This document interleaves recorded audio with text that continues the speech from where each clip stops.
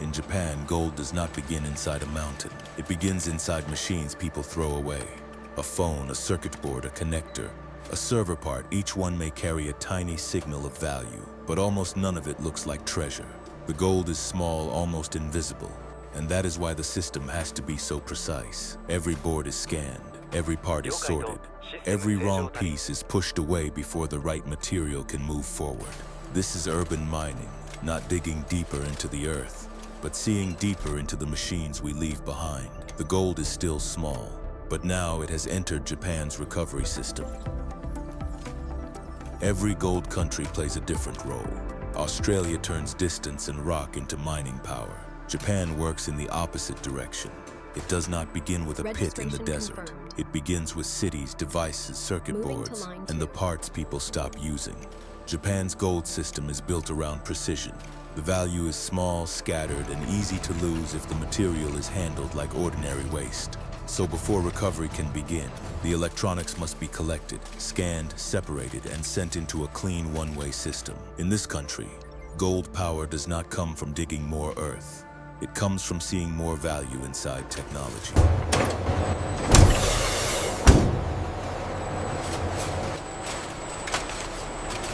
This is the raw source of Japan's urban gold system. Not ore, not dust from a mine, not a shining piece of metal. It begins as discarded electronics, phones, circuit boards, connectors, chips, cables, and server parts. Most of this material is not gold at all. That is what makes the process difficult. The value is hidden in small contact points, thin coatings, pins, and fragments that can disappear inside a mixed stream if the system treats them like ordinary waste. So Japan does not begin by melting everything. It begins by separating. One board is scanned, one connector is removed, one tray is weighed, one wrong stream is rejected. Before recovery can happen, the system must turn discarded devices into a measured material flow. The gold is still tiny, but now the waste is no longer chaos.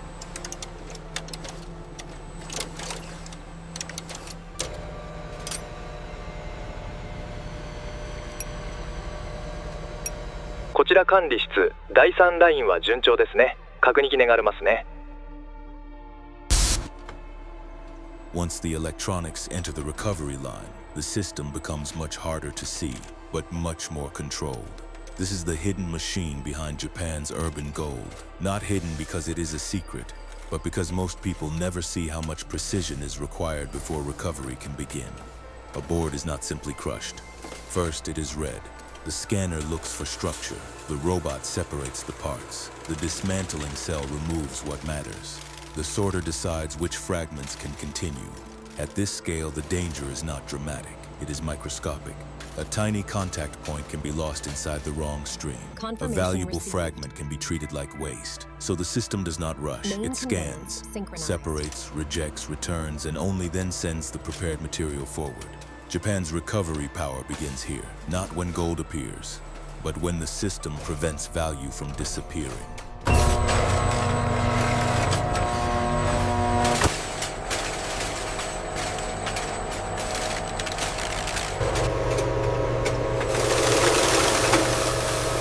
Inside the transformation area, the electronics finally lose their old shape. A circuit board is no longer treated as a device. It becomes a material stream, cut smaller, sorted again, checked again, and pushed through closed recovery modules. But this is not a simple story of waste turning into gold. Most of the material still is not gold. Plastic, copper, solder, glass fiber, chips, and other metals all move through the system together before the right fraction can be isolated. That is why the process stays enclosed, measured, and slow. The system is not trying to make a pile of gold. It is trying to protect a tiny signal from being lost inside a much larger stream. The first output does not look like a treasure. It looks like a small recovered metal concentrate, dark, mixed, and unfinished. Then the system checks it again.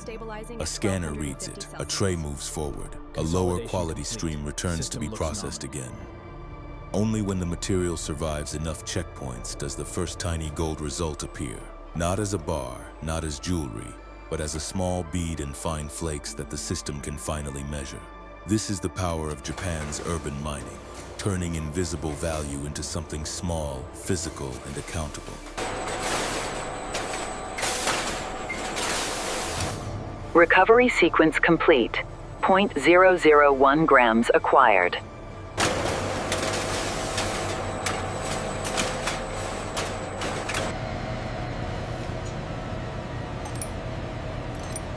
A tiny recovered gold bead may look like the reward, but inside Japan's system, appearance is not proof. The recovered metal has to be inspected, weighed, checked, recorded, and protected from confusion with every other material stream.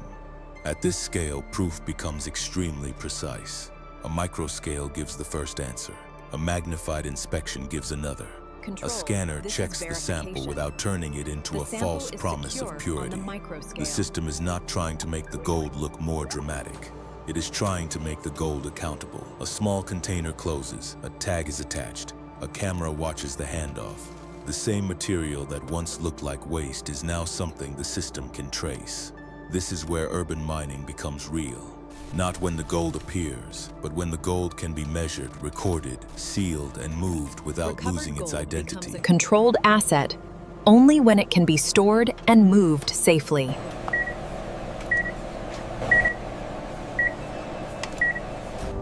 Verification complete. Tray alignment checked out.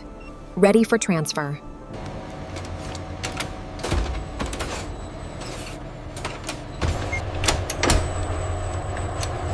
Once the recovered gold is sealed, the system changes again. It is no longer only proving value, it is protecting identity. At this size, custody does not need to look dramatic. A small container, a mechanical seal, a protected tray, a scanner, a storage slot, and a final dispatch check can matter more than any vault door. The gold is tiny, so the movement has to be exact. Verification One complete. container enters storage. Moving to storage One case phase is 3. checked. One route leads toward reuse or refining. Every handoff keeps the recovered material connected to the system that created it. This is why Japan's urban mining feels quiet but powerful. The value is not protected by spectacle, it is protected by precision. Confirmation And while complete. one recovered Dispatch gold sequence container enters initiated. custody, the next discarded circuit board is already moving into the line.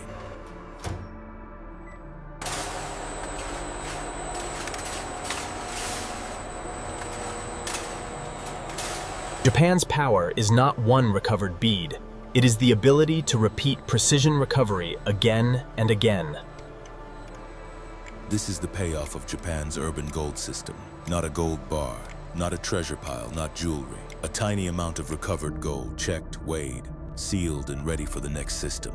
Japan's gold power comes from precision, the ability to find value inside discarded technology, protect it through every handoff, and recover it again and again. Australia showed how a country can turn rock into gold power. Japan shows how a country can turn forgotten machines into recoverable value. But in the next country, gold will not be judged only by recovery. It will be judged by trust, tradition, and the mark placed on it. So which system feels more powerful to you? Mining gold from the earth, recovering gold from machines, or turning gold into trusted jewelry?